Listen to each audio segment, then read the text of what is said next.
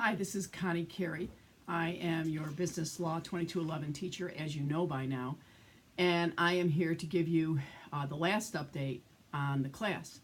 Unit 4 is due Sunday, July 29th, 2018 at 11:59 p.m.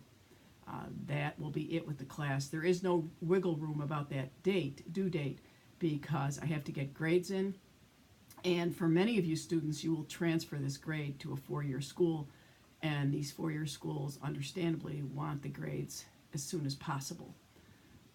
Unit 4 consists of 4 chapters. It's actually 5, but 21 and 6 are combined. Four chapters, so 4 assignments and a quiz. Like quiz 3, quiz 4 will be 30 questions. The average grade for quiz 3 was a 50 out of 60, which is very, very good.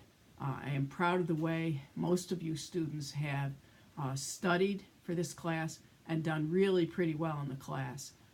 With an 8-week class, things come at you so quickly, you really have to be pretty diligent to do well, and most of you have done really pretty well. It's also important, don't forget to do the extra credit. The extra credit, I manually adjust the grades, and it will count for a lot. So Unit 4 is a study of the Uniform Commercial Code. The Uniform Commercial Code was devised in the 1950s, a really long time ago. It has been updated since then, and it was devised by a group of really smart lawyers who wanted to make contract law uniform across the 48 states at that time. Alaska and Hawaii weren't even states then. And before that, common law contracts, contract law could vary state to state. That made commerce more difficult. So the whole idea of the Uniform Commercial Code was to make contract law uniform and to ease up and facilitate commerce. Uniform Commercial Code has 9 articles. At various times in your 4 years in college, you will talk about Article 9, which is security interests, various other articles. But what we are emphasizing in 2211 is Article 2, which is an introduction to sales, the buying and selling of personal property. Personal property is anything that is not attached to the land. The one exception being houses, and houses are considered real estate.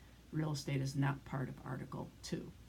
So Chapter 18 just gets in, it's really definitional. It gets into the definition of what is a sale, what is a service, because a service is not a sale, and then how is a contract made between the buyer and seller, and what will defeat a contract. And what you learn is that the Uniform Commercial Code, not much will defeat a contract. It's usually a contract. If there's no price, no problem. If there's no delivery terms, no problem. There are a lot of open terms. However, and if there's addition to contracts, there's usually no problem if it's done within 10 days and not a material alteration. The one exception, which is not mentioned in your book, I didn't choose your book, but is in the PowerPoints, is about quantity. If there is no quantity mentioned between the buyer and the seller, there is no contract. A court will not define quantity. What does a few mean? What does a lot mean? What does many mean? The easiest way for the buyer and seller to avoid these problems is to spell out terms in detail in a contract. That doesn't happen a lot of times, and that's why, to be honest, commercial litigators in this country tend to have very lucrative law practices. So that's Chapter 18. Chapter 19 talks about shipping contracts and risk of loss and void and voidable title. This stuff isn't super easy, but if you study it, you'll do just fine. Chapter 20 discusses breach of contract. What happens when one party fails to perform under an Article 2 sales contract. Make sure you study the PowerPoints. There's some interesting cases that we don't have time that we discuss in class that obviously you can't do online. One quickly that comes to mind is about a lady who bought emus, and emus are, you probably know, native to Australia, first cousins of the ostrich, and she bought 2 emus to breed and then to sell the babies and make a lot of money. And unbeknownst to her, and apparently unbeknownst to the seller, but the seller should have known, these 2 emus she bought were the same gender. They couldn't breed. So we discussed that in class, and classes like that, or cases like that, tend to be interesting. We finished the class discussing products liability and warranties. Warranties are covered under Article 2. That's an assurance by the seller that goods conform to certain standards. Today, every product, and you see this in everything you buy, has a limitation on the warranty. It's limited warranty.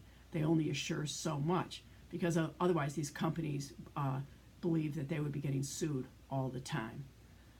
So we do that, and then we're done with the class. Make sure, once again, that you study the PowerPoints.